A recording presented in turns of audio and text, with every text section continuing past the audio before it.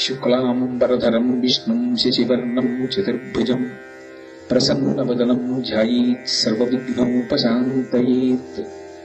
గురుర్బ్రహ్మా గురుర్విష్ణుః గురుర్దేవో మహేశ్వరః గురుః సాక్షాత్ పరబ్రహ్మ తస్మై శ్రీ గురవే నమః. సదాశివసమారంభాం శంకరాచార్యమధ్యమాం అస్మదాచార్యపర్యంతాం వందే గురుపరంపరాం. వాగర్ధావివ సంపృక్తౌ వాగర్ధ ప్రతిపత్తయే జగతః పితరౌ వందే పార్వతీ పరమేశ్వరౌ. సూక్తిం సమగ్రేతున స్వయమేవ లక్ష్మీః శ్రీరంగరాజమహిషీ మధురైః కటాక్షైః వైదగ్ధ్యవర్ణగుణగుంభనగౌరవైర్యాం కండూలకర్ణకుహరాः కవయోధయంతి. హైమోర్ధ్వపుండ్రమజహన్మకుటం సునాసం మంగస్మితం మకరకుండలచారుగండం బింబాధరం బహుళదీర్ఘకృపాకటాక్షం శ్రీవేంకటేశముఖమాత్మని సన్నిధత్తాం. మనం పాటించేటటువంటి నియమముల యొక్క సంకలనంతో కూడుకున్నటువంటి ఈ విధానమునకు సనాతన ధర్మము అని పేరు. ఎందుకంటే మతము అన్న మాట వాడరు. మతము అన్న మాట ఎప్పుడు వాడతారంటే అది ఎవరైనా ఒక మనుష్యుడు ప్రాకృతమైనటువంటి జననమును పొందినటువంటి ఒక మనుష్యుని యొక్క మేధస్సులో పుట్టినటువంటి సిద్ధాంతము ప్రాతిపదికగా వచ్చినటువంటి విధి విధానమైతే దానికి మతము అని పేరు. ఒక మతి నుంచి పుట్టింది కాబట్టి దానికి మతము అని పేరు. సనాతన ధర్మము ఎవరి మనసులోంచి పుట్టింది అంటే అది ఒకరి మనసులోంచి పుట్టినది కాదు. సనాతన ధర్మములకు ఆద్యుడు ఈయన సనాతన ధర్మాన్ని ప్రారంభం చేశాడు అని చెప్పడం కుదరదు. ఎందుకని? ప్రమాణాన్ని బట్టి చెప్తారు. సనాతన ధర్మమునకు ప్రమాణం ఏది అంటే వేదము ప్రమాణము. వేదము ప్రమాణమైతే ఆ వేదాన్ని చెప్పినవాడెవరు అంటే వేదమును చెప్పినవాడు ఒకడు, వేదం ఒకటి అని చెప్పకూడదు. వేదమే పరమేశ్వరుడు, పరమేశ్వరుడే వేదము. పరమేశ్వర ప్రోక్తము వేదమైతే పరమేశ్వరుడికి వేదానికి అభేదం. అందుకే వాళ్ళిద్దరికీ భేదం చెప్పరు. వేదమే ఈశ్వరుడు, ఈశ్వరుడే వేదము. అదే ఆది, అదే అనాది. అంతకన్నా ముందెవరున్నారు అంటే అంతకన్నా ముందొకరున్నారు అని చెప్పడానికి ఆధారం లేదు. అందుకే సనాతన ధర్మము అన్నారు. సనాతనము అన్న మాటకు అర్థం ఏమిటంటే అతి ప్రాచీనమైనది. ఎప్పుడు ఇవన్నీ మొదలయ్యాయని నువ్వు అనుకుంటున్నావు. పూర్వజ అంటారు లలితా సహస్రంలో వ్యాసుల వారు. పూర్వజ అంటే మీరేమి చెప్పండి, దానికన్నా ముందు ఆవిడుంది, ముందు పుట్టింది. అలా ఈ సృష్టికి అంతటికీ మొదట ఆయన ఉన్నాడు. ఈ సృష్టి నిర్వహింపబడుతున్నప్పుడు ఆయన ఉన్నాడు. ఈ సృష్టి అంతా మహాప్రళయంలో లయమైపోయినప్పుడు ఆయన ఉన్నాడు. లోకంబులు లోకేశులు లోకస్తులు తెగిన తుది అలోకంబగు పింజీకటి కావల యవ్వండేకాకృతి వెలుగు అతని వేసి వింటున్నంటారు పోతన గారు. ఈ లోకాలు లోకస్తులు లోకేశులు కూడా ప్రళయంలో ఆ ప్రళయ జలాలలో కలిసిపోయిన తరువాత కటిక చీకటిలో ఇక సూర్యచంద్రుల యొక్క ప్రకాశము కూడా ఆగిపోయినప్పుడు నతత్ర సూర్యోభాతిన చంద్రతారకం నేమా విద్యుతో భాతి కుతోయమగ్ని త్వమేవ భాంతమనుభాతి సర్వం తస్య భాషా సర్వమిదం విభాతి అంటుంది ఉపనిషత్తు. సూర్యచంద్రుల యొక్క ప్రకాశము అవసరము లేకుండా తనంత తాను కోటి సూర్యుల పరిధి ప్రకాశించేటటువంటి స్వయం ప్రకాశకుడైనటువంటి పరమాత్మ ఎవరున్నాడో ఆయన అప్పుడూ ఉంటాడు. ఈ సృష్టి ప్రారంభము ఆయన నుంచే. అదే కుంభకోణం క్షేత్రం. మొట్టమొదట ఈ సృష్టికి సంబంధించినటువంటి అమృత బీజములుంచబడినటువంటి ఘటము ఒక కుండ మేరు పర్వతం మీద కదులుతుంది ప్రవాహం యొక్క తాకిడికి. అది కదిలి ప్రవహిస్తూ వస్తే ఎక్కడ సృష్టి మొదలవ్వాలో అక్కడ పరమశివుడు బాణం విడిచిపెట్టి కుండ బదలగొడతాడు. అప్పుడు మొట్టమొదట అమృతంలో తడిసినటువంటి బీజములు భూమిలోకి వెడతాయి. అప్పుడు సృష్టికి పూర్వం అసలు సృష్టి జరిగినప్పుడు ప్రాణులకు పెట్టవలసిన అన్నాన్ని ఉత్పత్తి చేస్తాడు ఈశ్వరుడు. అది వికసనం అంటారు. అయోమయావస్థ ఉండదు. ఒక సృష్టి చేసే ముందు సృష్టింపబడిన ప్రాణి తినడానికి కావలసిన అన్నాన్ని ముందు సృష్టిస్తాడు. అదే కుంభకోణం. అందుకే ఇప్పటికీ కుండ ఆకృతిలో ఉంటాడు అక్కడ పరమశివుడు. అందుకే ఆయనే అందరికన్నా మొదటివాడు. ఆయన కన్నా ముందెవ్వరు ఉండరు. లోకములు వెళ్ళిపోయినా ఆయన మాత్రం అలాగే ఉంటాడు. మహాప్రళయ సాక్షిణి అమ్మవారు కూడా ఆయనలోకి వెళ్ళిపోతుంది. ఆయన ఒక్కడే.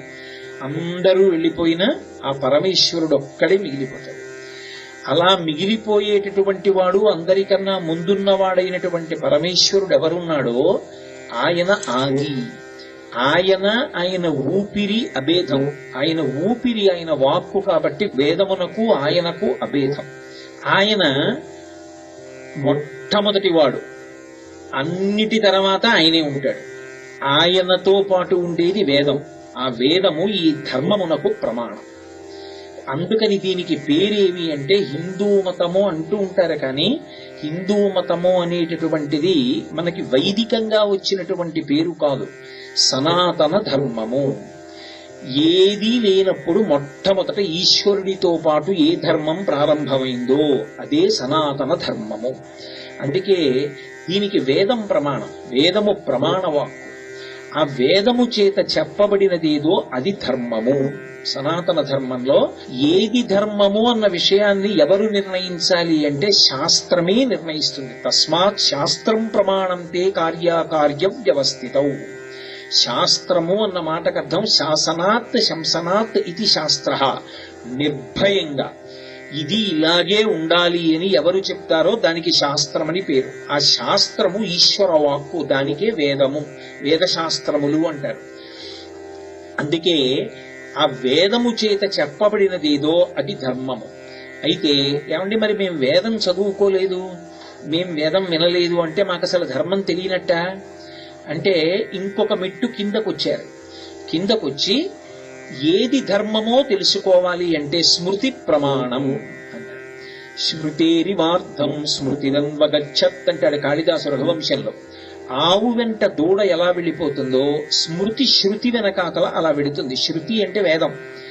వేదంలో ఏం చెప్పారో వాటిని మనం పాటించడానికి వీలుగా ముఖ్యమైన విషయాల్ని తీసి సంకలనం చేస్తాడు ఋషి.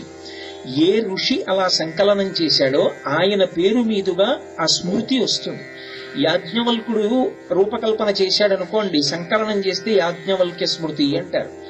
అలాగే అత్రి మహర్షి చేస్తే అత్రి స్మృతి అంటారు. ఏ మహర్షి అలా సంకలనం చేశాడో ఆయన పేరు మీద స్మృతి ఉంటుంది. స్మృతిలో కొత్తవి చెప్పరు, వేదంలో ఉన్నవే చాలా తేలికగా శ్లోక రూపంలో ఇస్తారు. నాకు స్మృతులు కూడా తెలియవండి అంటే పురాణం. భూతద్దం పెట్టి వేదంలో ఉన్న విషయాన్ని, స్మృతిలో ఉన్న విషయాన్ని పురాణం చెప్తుంది. పురాణం అని నేను అన్నప్పుడు మీరు ఒక విషయం బాగా పట్టుకోవలసి ఉంటుంది. పురాణము వేరు, చరిత్ర వేరు.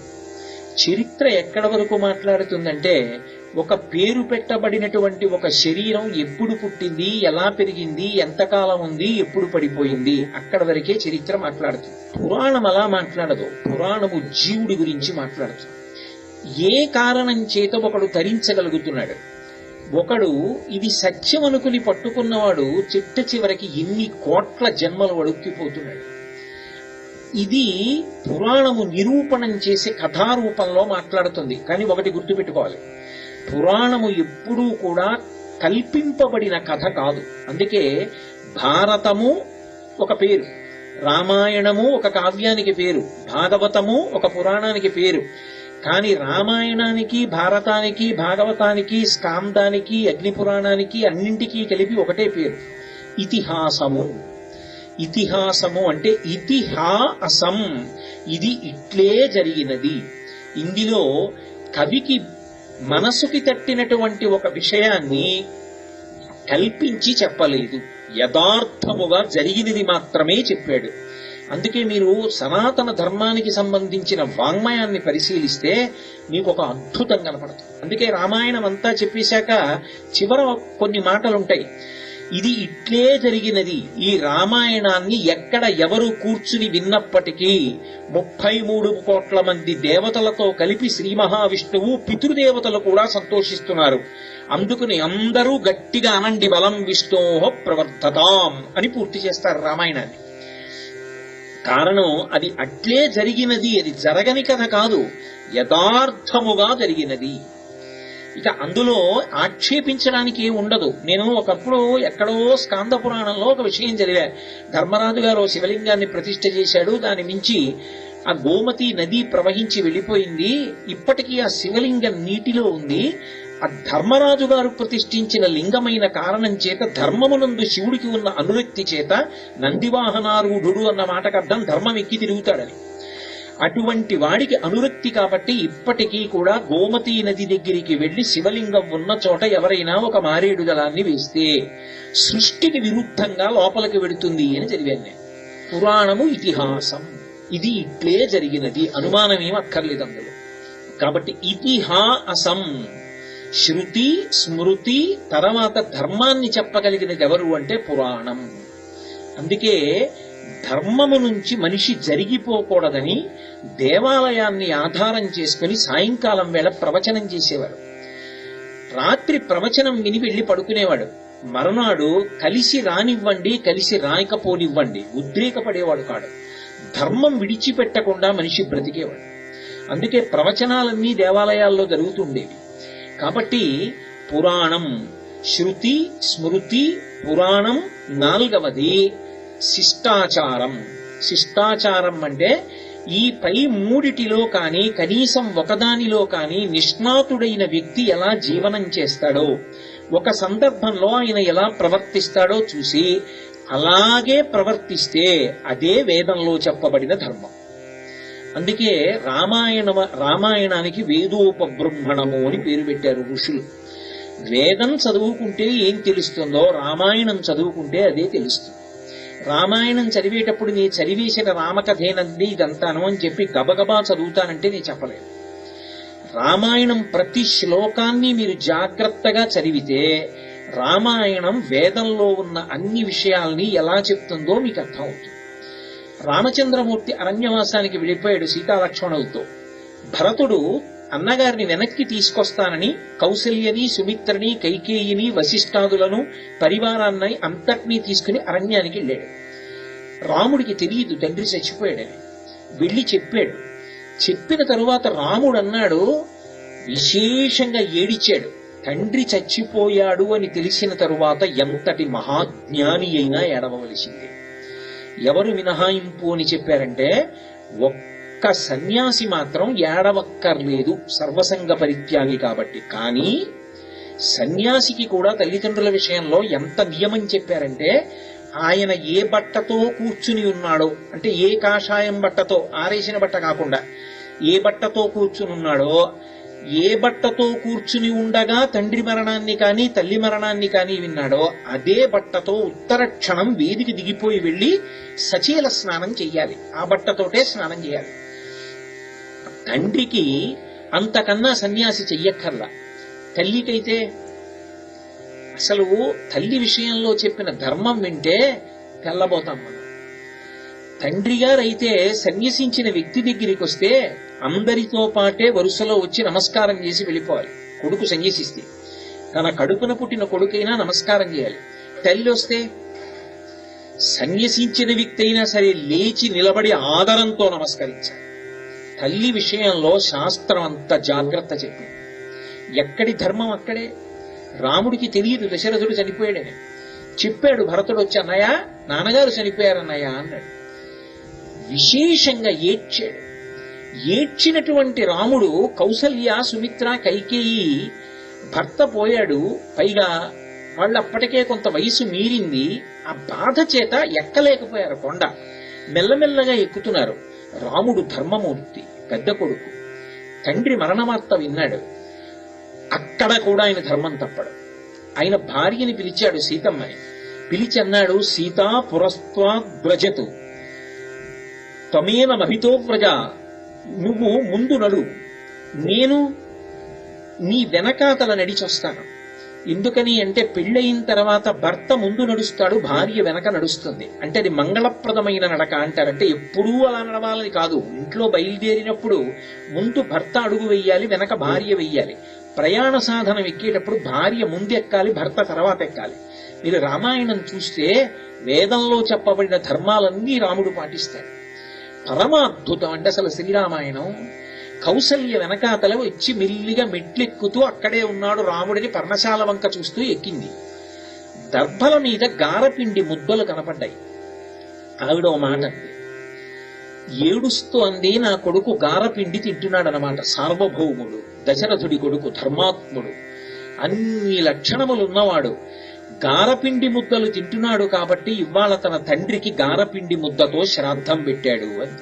కొడుకు దేనితో అన్నం తింటున్నాడో, ఎంత ఐశ్వర్యంతో ఉన్నాడో అంతకన్నా ఎక్కువ కానీ అంతకన్నా తక్కువ కానీ శ్రాద్ధంలో వాడకూడదు.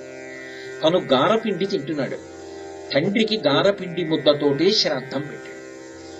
ధర్మం వేదంలో ఏం చెప్పారో రామాయణంలో రాముడు పాటించి చూపిస్తాడు. అందుకే పురాణములు, కావ్యములు, ఇతిహాసములు చదివితే ధర్మం తెలుస్తుంది. ఓ, మనం ఇలా బ్రతకాలన్నమాటన అర్థమవుతుంది. అవి దాటితే శిష్టాచారం, చదువుకున్న పెద్దలు ఎలా ప్రవర్తిస్తారో అలా ప్రవర్తించాలని అర్థమవుతుంది. ఆఖరికి సమాజంలో అటువంటి పెద్దలతో పరిచయం కూడా నాకు లేదండి అంటే అంతరాత్మ ప్రబోధం. అంతరాత్మ లోపల నుంచి చెప్తూ ఉంటుంది, అలా వద్దు, అలా చెయ్యకు, ఇలా చెయ్యి, తప్పు, ఎందుకు అలా చేస్తావని చెప్తూ ఉంటుంది. కనీసం అంతరాత్మకి కట్టుబడాలి. ఈ 5 ధర్మమునకు ప్రమాణములు. ఈ 5 ధర్మాన్ని చెప్పడానికి అధికారులు. 6వది ఇక లేదు. ఎవ్వరూ కూడా ఇక ధర్మమును చెప్పడానికి అధికారులు కారు. ఈ 5 ధర్మాన్ని చెప్పడానికి అధికారులు. శృతి, స్మృతి, పురాణము, శిష్టాచారము, అంతరాత్మ. ఈ 5 ధర్మాన్ని చెప్తాయి. ఈ 5 చెప్పిన ధర్మాన్ని లోకంలో మిగిలిన వాళ్ళందరూ కూడా ధర్మ ప్రచారము అన్న పేరుతో ప్రచారం చేస్తారు. అందరూ ఆ మార్గంలో వెళ్ళాలి అని. ఈ ధర్మాన్ని శాస్త్రం ధ్రియతేవా జనైరితి ధర్మం అని పిలిచింది. ధర్మము అన్న మాటకి అమరకోశం ధ్రియతేవా జనైరితి ధర్మం. ఎవరు అనుష్ఠించారో వాడు ధర్మాత్ముడు. తెలిసున్నవాడు ధర్మాత్ముడు కాడు. ధర్మాత్ముడు అన్న మాటకి, ధర్మం ఎరిగినవాడు అన్న మాటకి మధ్యలో మహాసముద్రాలంత వ్యత్యాసం ఉంటుంది. మీరు ఈ విషయాన్ని కొంచెం జాగ్రత్తగా గమనించవలసి ఉంటుంది. ధర్మం తెలియడం వేరు, ధర్మాన్ని ఆచరించడం వేరు. ప్రాణం పోయినా సరే ధర్మాచరణంలో నేను వెనుకడుగ వెయ్యను అన్న పూనిక ఉన్నవాడెవరో వాడు శాశ్వతత్వాన్ని పొందుతాడు. ఎన్ని తెలుసున్నా ధర్మాచరణమునందు అనురక్తి లేనివాడెవరో వాడు లోక కంటకుడైపోతాడు. మీకు నేను ఒక్క ఉదాహరణ చూపిస్తాను. రావణాసురుడికి ధర్మం తెలియదు అని మీరు అనుకుంటే పొరపాటు. రావణాసురుడికి తెలియని ధర్మం ఏమీ లేదు. సమస్త వేదాంగములు చదువుకున్నాడు. ఆయనే మామూలు మనిషిగాడు. ఆయన సాక్షాత్తు విశ్రవసో బ్రహ్మ యొక్క కుమారుడు. విశ్రవసో బ్రహ్మ పులశ్చ బ్రహ్మ యొక్క కుమారుడు. పులశ్చ బ్రహ్మ చతుర్ముఖ బ్రహ్మ గారి యొక్క మానసికంగా ఆయన సృజించిన ప్రజాపతులలో ఒకడు. అందుకని స్వయంగా ఆయనకి ముత్తాత చతుర్ముఖ బ్రహ్మగారు. అంతటి బ్రహ్మ తేజస్సులో వచ్చినవాడు. అటువంటి బ్రహ్మవంశంలో వచ్చాడు. ఆయనకి తెలియనివేం లేవు. సుందరకాండ చదవండి సుందరకాండ పారాయణ చెయ్యండి అని ఎందుకంటారంటే సీతమ్మ ఒక ప్రశ్న వేసింది రావణున్నందులో. ఇహ సంతో నవాసంతి సతోవా నానువర్తసే తదాహి విపరీతాతే బుద్ధిరాచార వర్జిత అని అడిగింది. నీకు ధర్మం తెలియదా? ధర్మం నీకు తెలియదు అని అనుకోవడం సాహసంసమా రావణ? నీకు ధర్మం తెలుసు, ఎందుకంటే వేదాంగములు చదువుకున్నావు. ఇక్కడ చెప్పేవాళ్ళు లేరా? చెప్పేవాళ్ళు లేరనుకోవడానికి వీల్లేదు. విభీషణుడున్నాడు, భార్య ఉంది మండోదరి, ధర్మం చెప్తుంది. కైకసి ఉంది తల్లి. ఇంతమంది ఉన్నారు, నువ్వు వినవు. ధర్మాన్ని ఆచరించాలనేటటువంటి ఉత్సాహం నీకెందుకు లేదు? దీని పర్యవసానం ఏమిటో తెలుసా రావణ? పరమ భయంకరంగా ఉంటుంది. ధర్మాచరణ చెయ్యని వాడి జీవితం చిట్ట చివరికి ఎంత భయంకరంగా వెళ్ళిపోతుంది అని చెప్పాయంటే శాస్త్రాలు, ఈశ్వరుడు ఒక్క శాసనమే చేస్తాడు. ఆయన ఏం పెద్ద దండించక్కర్లేదు, ఏదో కష్టపెట్టేయక్కర్లేదు. నీ మలమూత్రములను నువ్వు లేచి విసర్జించలేవు, చాలు. అందుకే మృత్యు దేవత అంటారు సనాతన ధర్మం. ఈ దేవతగా చెప్పినటువంటి వాళ్ళు ఉండరు. ఎందుకు దేవత అయిందంటే ఈ శరీరం తన మలాన్ని తాను, తన మూత్రాన్ని తాను విసర్జించకుండా మంచంలో ఉండిపోయిందనుకోండి. తింటుంది, తాగుతుంది, ఆ రెండూ చేయదు. అలా చేయకపోతే భార్యకి కూడా బరువు అయిపోతుంది. తిన్నది జీర్ణం అయిపోయి తాగింది వంట పట్టినంత కాలం తిరగడం గొప్ప కాదు రావణ. చిట్ట చివరి రోజు ఒకటి ఉందని గుర్తుపెట్టుకో. అబ్దుల్ కలాం గారి మాటల్లో అయితే the day of the final judgement. అప్పుడు ఈశ్వరుడు నువ్వు పాటించిన ధర్మాన్ని, నువ్వు వదిలిపెట్టిన ధర్మాన్ని లెక్కలోకి తీసుకుంటాడు. అనాయాసేన మరణం వినా దైన్యేన జీవితం అని అడిగి తీర్థం పుచ్చుకుంటారు మల్లికార్జున స్వామి దేవాలయంలో శ్రీశైలంలో. బతికున్నంత కాలం చెయ్యి చాపకుండా తినగలిగితే చాలు. లక్షాధికారైన లవణమన్నమే కాని మెరుగు బంగారంబు మింగబోడు, విత్తమార్జన చేసి విర్రవీగుటె కాని కూడపెట్టిన సొమ్ము కుడువలేడు, పొద్దుగా మరుగైన భూమి లోపల పెట్టి దాన ధర్మము లేక దాచి దాచి తుదకి దొంగలకిత్తురో దొరల కౌను, తేనె చుట్టీగలీయవా తిరువరులకు భూషణ వికాస శ్రీధర్మ పురనివాస దుష్ట సంహార నరసింహ దురిత దూర. ధర్మాన్ని తప్పితే ఎవడు తప్పాడో వాణ్ణి కట్టి కుడిపేస్తుంది. అప్పుడు అక్కడికొచ్చేవాడు ఉండడు. అది శాస్త్రం 1కి 10 మాటలు హెచ్చరించి చెప్తుంది. నువ్వు సంపాదించింది వారసులు పనిచేసుకుంటారు, ఏ మార్గంలో తెచ్చావన్నది మాత్రం ఈశ్వరుడు లెక్కలోకి తీసుకుంటాడు. అది నువ్వు ఆ మార్గంలో వెళ్ళిన వాడివి, దీనికి ఫలితాన్ని అనుభవించమని శాసనం చేస్తాడు. ఒక తిరియక్కుగా చేశాడనుకోండి చాలు బతుకు. వెన్నుపాం భూమికి అడ్డంగా పుట్టి అడ్డంగానే పెరుగుతుంది, ఇక నిలువుగా పెరగదంటే మనిషి కాడు. ఏమో ఉచ్చులు పట్టి చంపుతారో, కత్తితో మెడ నరికి చంపుతారో, బాణం వేసి చంపుతారో, ఈట పెట్టి చంపుతారో, ఎలా చంపుతారో, ఎంత బాధ పెడతారో ఎవరికి తెలుసు. అంత భీభత్సంగా ఉంటుంది జీవితం. ప్రతి క్షణం మృత్యువు ఎదురుగుండా వస్తూనే ఉంటుంది, నిరంతర భయంతో ఉంటుంది.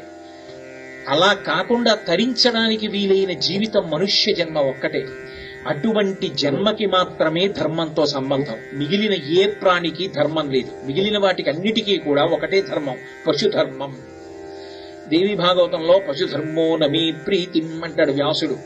ఒక ఆవు ఉందనుకోండి, అది దాని కడుపున పుడుతుంది గిత్తదూడ, అది పెద్దదవుతుంది. పెద్దదైన తర్వాత గిత్తదూడ ఎద్దవుతుంది. ఎద్దై తనని కన్న తల్లి ఆ ఆవుతోటే సంగమిస్తుంది. ఇప్పుడు ఆవుకి ఎద్దుకి దోషం వచ్చిందా అంటే దానికి దోషం రాదు, అది పశుధర్మం, ఉపాధి పశువు, అందుకని పశుధర్మం. ఒక పెద్ద పులి నిండు చూలాలుగా ఉండి ఇంకా కాసేపట్లో ప్రసవిస్తుందన్న జింకని తరిమి తరిమి చంపేస్తుంది. పులికి దోషం వచ్చిందా? రాలేదు, అది పశుధర్మం. వాటికి కర్తృత్వం లేదు, శాస్త్రంతో సంబంధం లేదు. కానీ మనిషికి మాత్రం ధర్మం అన్నది అన్ని వేళలా అవసరం. ఎందుకని అంటే ధర్మము అన్న మాట మీరు బాగా జ్ఞాపకం పెట్టుకోవాలి, ఎప్పుడూ ఒక్కలా ఉండదు. ధర్మము నిరంతరము మారిపోతుంది, సత్యము ఎప్పుడూ మారదు. మారనిది సత్యం, మారిపోయేది ధర్మం. మారిపోయే ధర్మాన్ని పట్టుకున్నవాడు మారని సత్యమునందు ఒకటిగా అయిపోతాడు. అసలు భగవంతుడి పేరు సత్యం, అంతే. సత్యం తప్ప ఇంకొక పేరు లేదు. అటువంటి సత్యమునందు నిలబడాలి అంటే, సత్యం అంటే అబద్ధం చెప్పకుండా ఉండడం కాదు, సత్యం అంటే నిత్య వస్తువు, షడ్వికారములు లేనిది, ఎప్పుడూ ఉండేది భగవంతుడు. తాను భగవంతుని యందు ఐక్యమైపోవడానికి లేదా తను అద్వైత మోక్షాన్ని పొందడానికి ఏది ఆధారము అంటే ధర్మమే. ధర్మము ఎప్పుడూ ఒక్కలా ఉండదు. ఇది మీరు బాగా పట్టుకోవలసి ఉంటుంది. ఒకనాడు ఉన్న ధర్మం రెండవ నాడు ఉండదు. ఏకాదశి తిథి వచ్చిందనుకోండి, ఆ రోజున ఉపవాసం ధర్మం. ద్వాదశి తిథి వచ్చిందనుకోండి, ద్వాదశి నాడు ఎంత తొందరగా వీలైతే అంత తొందరగా పారణ చేసేయాలి, అంటే ఏదో ఒకటి తినేసేయాలి. కనీసంలో కనీసం భోజనం ఎలా చేస్తానండి? సంధ్యావందనం చేసుకోవాలి, పూజ చేసుకోవాలి, అభిషేకం చేసుకోవాలి. ద్వాదశి నాడు పొద్దున్నే అన్నం ఎలా తింటానండి అన్నారనుకోండి, ఉసిరికాయ ముక్క అన్న నోట్లో వేసుకోవాలి. ద్వాదశి నాడు పారణ చెయ్యాలి, ఏకాదశి నాడు ఉపవాసం చేయాలి. నేను ఇప్పుడు ఇక్కడికి వచ్చి కూర్చున్నాను అనుకోండి, నేను ఇలా చెప్తే ఎవరైనా ఏమైనా అనుకుంటారా అన్న భయం నాకు ఉందనుకోండి, నేను మాట్లాడకూడదు, అసలు ఉపన్యాసం చెప్పకూడదు. నేను శాస్త్రాన్ని ధైర్యంగా మాట్లాడతాను అన్న పూనిక నాకుంటే నేను కూర్చోవాలి. అప్పుడు నాది వక్త ధర్మం. నేను మాట్లాడేటప్పుడు శాస్త్రం ఒక్కటే మాట్లాడాలి. అది వినడానికి, అనుష్ఠించడానికి తాపత్రయంతో వచ్చారు వాళ్ళు. నేను చెప్పకపోతే తప్పు నాకొస్తుంది, పాపం నాకొస్తుంది. ఉన్నదున్నట్లు నేను మాట్లాడతాను. అప్పుడు చెప్పడం నా ధర్మం. ఎక్కడికి వెళ్ళినప్పుడు అక్కడ ధర్మం మారిపోతుంది. నేను నా ఉద్యోగానికి వెడితే నా పై అధికారి దగ్గర నేను ధర్మం పాటించాలి. అదే నేను సభలో ఉన్నాననుకోండి, ఎంత పెద్ద అధికారం అనివ్వండి, నేను చెప్పవలసిన విషయాన్ని చెప్పేస్తాను. అంతే తప్ప ఇది నేను చెప్తే ఒకవేళ ఆయనకి ఏమైనా అన్వయం అవుతుందేమో అని నేనేం అనుమానపడ్డం కానీ చెప్పకుండా మానేయడం కానీ నేను చేయను. అక్కడ నాది ధర్మం, అక్కడ అది ధర్మం. నేను నా తండ్రి ముందు నిలబడితే చేతులు కట్టుకుని నిలబడాలి. ధర్మం అంటే ఏమిటో రాముడు మాట్లాడతాడు రామాయణం. ఒక తండ్రి అన్న మాటకి ఉన్నటువంటి గొప్పతనం ఏమిటో చెప్తాడు రామచంద్రమూర్తి. అయోధ్యకాండలో మాట్లాడతాడు. ఎంత అద్భుతమైనటువంటి విషయాలు చెప్తాడంటే ఒక తండ్రి అన్న మాటకు అర్థం ఏమిటో చెప్తాడు. చెప్తూ అంటాడు, తల్లి కన్నా కూడా తండ్రి 2 కారణముల చేత గొప్పవాడు. ఏ 2 కారణముల చేత అంటే, ఉంగరం పెట్టేటటువంటి డబ్బా ఉంటుంది, చూడ్డానికి చాలా అందంగా ఉంటుంది, బంగారం కొట్లో ఇస్తూ ఉంటారు. ఇప్పుడు ఆ డబ్బా మూత తెరిచి నేను అక్కడ పెట్టాను అనుకోండి, దాన్ని ఎవ్వరు ఎత్తుకుపోరు. దానికి గౌరవం ఎందుకు వచ్చింది అంటే, ఉంగరం అందులో పెట్టాను అనుకోండి, డబ్బాకి గౌరవం ఉంగరం ఉండడం వల్ల వచ్చింది. ఇవాళ ఈ శరీరం ఉన్నది అంటే, ఈ శరీరము ఏర్పడడానికి కావలసినటువంటి ఆవాసము తల్లి గర్భం. తల్లి గర్భంలో ఈ శరీరము ఏర్పడడానికి కావలసిన బీజాన్ని నిక్షేపించిన వాడు, పెట్టెలో ఉంగరాన్ని పెట్టినవాడు నా తండ్రి. అందుకే తల్లి కన్నా తండ్రి ఆ విషయంలో గొప్పవాడు. నాకు జన్మనిచ్చి ఆయన గొప్పవాడు. అటువంటి తండ్రి ఉన్నాడే, ఆయన నిత్యస్మరణీయుడు. అందుకే లోకంలో 3 పుట్టినరోజులు చేసుకోమని చెప్పింది వేదం. 3 పుట్టినరోజులు ఏవి చేసుకోవాలి అంటే, జన్మత్రితయే అంది. తను పుట్టినరోజు చేసుకోవాలి. పెళ్లి రోజు వైదికం కాదు, తను పుట్టినరోజు చేసుకోవడం వైదికం. తన తండ్రి పుట్టినరోజున సభ చెయ్యాలి. తండ్రి పేరు మీద సభ చేసి తీరాలి. తండ్రి గారి శరీరం విడిచిపెట్టిన రోజున తండ్రిని స్మరించి చెయ్యాలి. 3వది, దేవతా స్వరూపముల యొక్క పుట్టినరోజున చెయ్యాలి. హనుమత్ జయంతి, శంకర జయంతి, కృష్ణాష్టమి, శ్రీరామనవమి, ఇవి భగవంతుని అవతారాలు వచ్చినటువంటి రోజులు కాబట్టి ఆ రోజులు చెయ్యాలి. ఇందులో చమత్కారం ఏమిటో తెలుసా? తండ్రికి పుట్టినరోజు ఒకటి ఉంటుంది, తండ్రి గారి పుట్టినరోజుని చెయ్యాలి తప్పకుండా. తల్లికి పుట్టినరోజు ఏది? అదేమిటండి, నాన్నగారికి పుట్టినరోజు తెలిసినప్పుడు అమ్మకి పుట్టినరోజు తెలీదా అంటారేమో. అసలు అమ్మ పుట్టినరోజు ఏదో తెలుసా? ఎంతమంది బిడ్డల్ని ఆవిడ కందో అంతమంది పుట్టినరోజులు అమ్మ పుట్టినరోజులు. ఎందుకనో తెలుసా? శాస్త్రం అలా ఎందుకు చెప్పిందో తెలుసా? ఆ పిల్లవాడు పుట్టినప్పుడు ఆమె బ్రతికుంటుందని నమ్మకం ఏం లేదు. ప్రసవ వేదనలో ఆమె వెళ్లిపోవచ్చు, అది జనన మరణ సమస్య. ఆ పిల్లవాడు పుట్టినప్పుడు ఆమె కూడా పుట్టింది, మళ్ళీ బతికింది కాబట్టి ద్విజ, రెండో మాట బతికింది. పుట్టి మరణ సదృశమైన వేదనలోకి వెళ్లి మళ్లీ బతికింది కాబట్టి ఎంతమంది పిల్లలున్నారో అన్ని పుట్టినరోజులు ఆవిడ. నీ పుట్టినరోజు చేసుకున్నప్పుడు దాంతో అమ్మకు కూడా పుట్టినరోజు కలిపి చెయ్యి. ఇవాళ నా పుట్టినరోజు అమ్మా అన్నవాడు కృతజ్ఞుడు, అమ్మా ఇవాళ మన పుట్టినరోజు అన్నవాడు కృతజ్ఞుడు. అందుకే తన పుట్టినరోజు కాదు, అమ్మకి కూడా పుట్టినరోజు. అమ్మ పొంగిపోయేది ఎందుకు అంటే, ఎంతమంది పిల్లలున్నారో అమ్మకి అన్ని పుట్టినరోజులు చేయమని చెప్పింది శాస్త్రం. తండ్రికి లేదు, తండ్రికి ఒక్కటే పుట్టినరోజు. అది తల్లి యొక్క గొప్పతనం. ఎంత అందంగా చూసిందో చూడండి శాస్త్రం దాన్ని. అందుచేత తల్లికి అన్ని పుట్టినరోజులు చేయమని. తల్లికి మొదటి నమస్కారం. మాతృదేవో భవ, పితృదేవో భవ, ఆచార్య దేవో భవ, అతిథి దేవో భవ అని ధర్మసోపానములు అంటారు. దీని మీద నేను విశాఖపట్నంలో ప్రసంగాలు కూడా చేశాను. అమ్మకి మొదటి నమస్కారం చేయమని. మరి అదేమిటి, నాన్నగారు గొప్పవారైతే అమ్మకి మొదటి నమస్కారం ఏంటి? అమ్మకి మొదటి నమస్కారం చెయ్యండి అని ఎందుకన్నారంటే, అమ్మయే నాన్న ఎవరో చెప్తుంది. నాన్న ఎవరో లోకంలో బిడ్డకి పరిచయం చేసేది ఎవరంటే అమ్మ. ఎందుకు అమ్మ గొప్పదైందో తెలుసా? అమ్మ ఏ కష్టమున్నా సుఖమున్నా భర్తని మాత్రం విడిచిపెట్టదు భార్య. అమ్మా ఇవాళ నాకు కష్టం వచ్చిందని నువ్వు దశరథుడిని వదిలేస్తానంటున్నావే, నాతో వస్తానంటున్నావే. నిజంగా అలా ఎంత కష్టం వచ్చినా భర్తని విడిచి వెళ్లిపోయిన భార్య పట్ల లోకంలో ఎలా ఉండాలో తెలుసా అమ్మా? భర్తుక్కిల పరిత్యాగో నృశంసః కేవలం స్త్రియాః సభవత్యన కర్తవ్యం మనసాపి విగర్హితం. అటువంటి ఆడదాని ముఖం కూడా చూడకూడదు. అలా అవకు నువ్వు. నీకు నాకు గతి దశరథుడు, అది నువ్వు నాకు నేర్పిన పాఠం. అలాగే నడుద్దాం, అది ధర్మం. అందుకు అమ్మకి మాతృదేవో భవ మొదటి నమస్కారం. అయితే చిత్రం ఏమిటంటే, తండ్రి రుణం తీర్చేసుకోవచ్చు కొడుకు. ధర్మంలో అది పెద్ద విశేషం. తండ్రి రుణం నేను తీర్చేసుకుందాం అనుకున్నాడు అనుకోండి, ఒక కారణం చేత జన్మతః ఉన్న రుణం తీరిపోతుంది. తను కొడుకునికి అన్నాడు అనుకోండి పెళ్ళయి, పితృరుణం తీరిపోతుంది. అందుకే ఏ బట్టలు కట్టుకుని ఉండగా కొడుకు పుట్టాడన్న వార్త విన్నాడో ఆ బట్టలతోటే సచేల స్నానం కొంచెం పైనుంచి నీళ్లలోకి దూకాలి. ఆ నీళ్లు ఇలా పైకి లేవాలి. లేస్తే పితృదేవతలు చూసి పితృరుణం నుంచి విముక్తి చేస్తారు. కాబట్టి సచేల స్నానంతో కొడుకుని కన్నప్పుడు పితృరుణం తీరుతుంది. కాదు, అసలు నాకు నిజంగా జన్మనిచ్చి ఇంత చేసినటువంటి తండ్రి గారి రుణం పూర్తిగా నేను తీర్చుకుందాం అనుకుంటే సౌత్రామణి అని ఒక యజ్ఞం ఉంది. ఆ యజ్ఞం చేస్తే పితృరుణం తీరిపోతుంది. అమ్మ రుణం వేదం మొత్తం మీద దానికి మార్గం లేదు. అమ్మ రుణం తీరదు అని చెప్పి, పైగా తండ్రికి పిండం పెడతారు, తల్లికి పిండం పెడతారు శరీరాలు విడిచిపెట్టేసిన తర్వాత.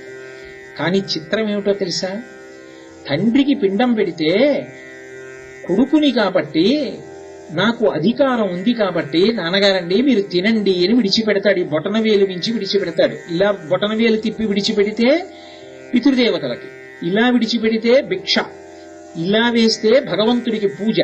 మీ చెయ్యి ఎటు తిరిగిందన్న దాన్ని బట్టి మీరేం చేస్తున్నారన్నది చెప్తారు తప్ప అన్ని వేళలా ఒకలా చేతి ముద్ర తిప్పకూడదు. కాబట్టి ఇలా అన్నారనుకోండి భిక్ష పెట్టారు అని గుర్తు, ఇలా ఇచ్చారనుకోండి ధార పోశారు అని గుర్తు, ఇలా అన్నారనుకోండి పూజ చేశారు అని గుర్తు. ఓంకారంతో ఇలా గుండెలకి చూపించి పడింది అంటే పూజ చేస్తున్నారని గుర్తు. ఇలా కుడి చేతి వైపు బొటనవేలు మించి పడితే పితృదేవతలకి తర్పణ చేశారని గుర్తు. అమ్మకి తర్పణ చేస్తే మాత్రం కొడుకు 12 మంత్రాలు చెప్తాడు. ఇవన్నీ ఏమిటో తెలుసా, రుణం తీరడానికి కాదు. ఇది ధర్మం, ఇది భారతీయత. అమ్మ రుణం నీకు తీరదు కానీ ఎందుకు పిండం పెడుతున్నావో గుర్తు తెచ్చుకోబెట్టాను. యాంత్రికంగా పెట్టకు. వాయుపురాణంలో 12 శ్లోకాలు ఇచ్చారు. ఆ 12 శ్లోకాలు చెప్పి పిండం విడిచిపెడతారు అమ్మకి. అందులో అమ్మ బాధ అంటే ఏమిటో చెప్పుకొస్తారు. చెప్పుకొస్తూ పిండం పెడతారు. నిజంగా ఆ శ్లోకాలు చదువుతుంటే ఆ ఒళ్ళు జలధరిస్తూ, పులకరించడం కాదు జలధరిస్తూ, వా మా అమ్మ ఇంత కష్టపడిందా అనిపిస్తుంది. అందులో ఒక్కొక్క శ్లోకం చెప్తారు. అందులో అంటారు, అమ్మా యావత్ పుత్రో నభవతి తావత్ మాతృశ్చ చింతనం తస్య చింత నిష్క్రమణార్థాయ మాతృపిండం దదామ్యహం అంటారు. అమ్మా నీకు పెళ్ళయింది, నాన్నగారు చాలా మంచివాడు, నిన్ను గుండెల్లో పెట్టుకు చూసుకునే వ్యక్తి, గొప్ప ఐశ్వర్యం. అయినా అమ్మ నువ్వు సంతోషంగా ఉన్నావా? కొడుకు పుట్టలేదే, కొడుకు పుట్టలేదే, కొడుకు పుడితే వంశం పెరుగుతుందే, పాపం పిచ్చి ఆయన వంశం కోసం నన్ను చేసుకున్నాడే, ఒక్క కొడుకు పుడితే ఆయన ఎంత మురిసిపోతారో, వృద్ధాప్యంలో చెయ్యి వేసుకోవడానికి అక్కడికి వచ్చేవాడే కొడుకు అని. అమ్మ నేను పుట్టలేదు పుట్టలేదు పుట్టలేదని అన్నీ ఉన్నా చింతపడ్డావు. యావత్ పుత్రో నభవతి తావత్ మాతృశ్చ చింతనం తస్య నిష్క్రమణార్థాయ. అమ్మా నువ్వు నా కోసం పొందిన చింత నేను పుట్టాలని అంత ఏడిచావు. ఇన్నున్నా కూడా అమ్మా నీకు నేనేమిచ్చి రుణం తీర్చుకోను? నేను పుడితే మురిసిపోయావా? మాతృపిండం దదామ్యహం, అందుకు పెడుతున్నానమ్మా ఈ పిండం. నేను పుట్టక ముందు నేను పుట్టాలని నువ్వు పొందిన ఆర్తికి పెట్టాను. అలా ఒక్కొక్క శ్లోకం చెప్తారు. గర్భస్య ధారణే దుఃఖం విషమే భూమివర్తని తస్య నిష్క్రమణార్థాయ మాతృపిండం దదామ్యహం. గర్భస్య ధారణే దుఃఖం. ఆడది గర్భాన్ని ధరించడం అంత తేలిక విషయం ఏం కాదు. శరీరం అంతా కూడా వికారమును పొందుతుంది. ఎన్ని ఉపవాసాలు చెయ్యాలో, ఎన్ని మందులు వేసుకోవాలో, ఎంత జాగ్రత్తగా ఉండాలో. అందున అన్నిటికన్నా కష్టం ఏమిటంటే విషమే భూమివర్తని. ఈ భూమి మీద నడిచేటప్పుడు ఇలా చూద్దామంటే కడుపు అడ్డొస్తుంది. అలా అంత దూరంలో చూసుకుంటూ ఎత్తుపల్లాల మీద నాచున్న చోట ఎంతో జాగ్రత్తగా కాళ్ళేశావమ్మా. ఎందుకనంటే లోపల నేనున్నానని, నేనెవరో కూడా తెలియదు. నా కోసం అమ్మా ఎగుడు దిగుడుల్లో నడిచేటప్పుడు ఎంత జాగ్రత్తగా అడుగులేశావు. 9 నెలలు అలా కష్టపడ్డావా నా తల్లి? తస్య నిష్క్రమణార్థాయ మాతృపిండం దదామ్యహం. అందుకు పెడుతున్నానమ్మా ఈ పిండాన్ని. ఎంత కష్టపడ్డావమ్మా నా కోసం. ఇంకొక శ్లోకంలో అంటారు అమ్మ గురించి చెప్తూ, అమ్మా ఒకటా రెండా నేను చేసిన తప్పులు? పాదస్య తాడనే పుత్ర వేదనే జనన్యాహ వేదనేషుచ. నేను అమ్మ కడుపులో పెరుగుతున్నప్పుడు కాలు కొద్దిగా కదిపి తన్నాను. మొదటిసారి గర్భం ధరించిన ఆడపిల్ల పుట్టింటికి వచ్చినప్పుడు అంటుంది, అమ్మా అమ్మా వీడు తంతున్నాడమ్మా, ఇక్కడ ఇక్కడ తంతునట్టు తెలుస్తోందమ్మా, అమ్మ వాడు తంతున్నాడమ్మా అని ఎంత మురిసిపోతుందో. అమ్మా నేను నీకు ఇచ్చిన ఉపకారం కడుపులో పడుకుని తన్నానమ్మా, కాళ్ళు పెట్టి మురిసిపోయావమ్మా. ఎంత వేదన పొందావమ్మా నేను లోపల పెరిగిపోతుంటే. నేను బయటికి వచ్చానా, నన్ను దగ్గరికి తీసుకున్నావా, నీకు ఇష్టమైన మంగళసూత్రం చేత్తో పట్టుకుని నువ్వు పాలిస్తున్న గుండెల మీద తన్నానమ్మా. మళ్ళీ అయినా పూల పొట్లాన్ని ముద్దు పెట్టుకున్నట్టు నా అరికాలు ముద్దు పెట్టుకుని నువ్వు ఊర్చుకున్నావా, నన్ను తప్పు పట్టలేదా అమ్మా. నేను నిన్ను ఇన్ని తన్నులు తన్నానా, ఇంత పెద్దవాణ్ణైనా భూమి విష్ణువు యొక్క భార్య నా తల్లి, కాలుతో తంతూనే ఉన్నానా అమ్మా. ఎంత తప్పు చేస్తున్నానమ్మా, ఇన్ని తన్నులు నేను తంతే వాడు అమ్మని తన్నాడు రా అన్నాడు అనుకోండి, చిచి ధూర్తుడు అంటాం వెంటనే. అమ్మని తన్నని వాడెవడున్నాడు లోకంలో, అందరూ అమ్మని తన్నిన వాళ్లే. కడుపులో తన్నాం మురిసిపోయి, బయటికి వచ్చి తన్నాం పరవశించిపోయి. అమ్మా వేదనా ప్రసవేషుచ, లోపల నేనున్నప్పుడు ఎంత బాధపడ్డావమ్మా. వంగలేక, నడవలేక, నించోలేక, కూర్చోలేక, చెమటలు పట్టి, ఆపసోపాలు పడి, నొప్పులుస్తుంటే, నిన్ను తీసుకెడుతుంటే, భర్త వంక ఆర్తితో చూసి ఏమో వస్తానో రానో, తల్లిదండ్రుల వంక చూసి కన్న తండ్రి బెంగ పెట్టుకుంటే, నిజంగా లోపలికి వెళ్లిపోయిన తర్వాత బిడ్డ క్యారుమన్నప్పుడు స్పృహొస్తే ఇంత నిద్రపోయి ఇంత బాధ పొందినా అమ్మా నన్ను తడిని మురిసిపోయావా. మాతృపిండం దదామ్యహం, నేనేం చేయనమ్మా, ఒక్క పిండం పెడుతున్నాను. శ్లోకాలు చదువుతుంటే కళ్ళంబట నీళ్లొస్తాయి. నిజంగా నేను ఆ 12 శ్లోకాల గురించి వ్యాఖ్యానం చేస్తే ఎంత కష్టంగా ఉంటుంది. మాసి మాసి కృతే కష్టం వేదనా ప్రసవేషుచ తస్య నిష్క్రమణార్థాయ మాతృపిండం దదామ్యహం. నెలకి నెల నెలకి నెల నెలకి నెల పెరుగుతోంది. అమ్మ బయట లోపల ఎన్ని కష్టాలు. తొలిచూలు మా ఇంట్లో 5వ నెలలో సూడి లేనేవాళ్ళు ఒకళ్ళు, 7వ నెలలో పురిటికెళ్దాని వెళ్తూ గాని లేనేవాళ్ళు ఒకళ్ళు, అత్తారింట్లో పని ఎక్కువ ఉన్నా కాదనలేక చెయ్యాలి, అమ్మని చూడాలనున్నా వెళ్ళడానికి ఉండదు, అమ్మ ఉందో లేదో, చూసేవాళ్ళెవరు చేసేవాళ్ళెవరు, అమ్మ ఉన్నా పుట్టింట్లో బలం ఉందో లేదో, అమ్మ మాట నెగ్గుతుందో నెగ్గదో, నాన్నగారు ఆస్తిపరుడో కాదు, అమ్మని చూడాలనున్న మనసు ఎంత మూగబోయిందో, ఆ ప్రసవానికి ఏ పల్లెటూరో వెడితే ఎలా ఉంటుందో, అందుకని వెళ్ళానో వెళ్ళలేకపోయిందో పిచ్చి తల్లి. అమ్మా ఎన్ని కష్టాలు పడ్డావమ్మా, ఎంత వేదన పడ్డావమ్మా. మనసులో వేదన, శరీరంలో బాధ, ఇన్నిటినీ నా కోసం భరించేశావా ఆనందంగా.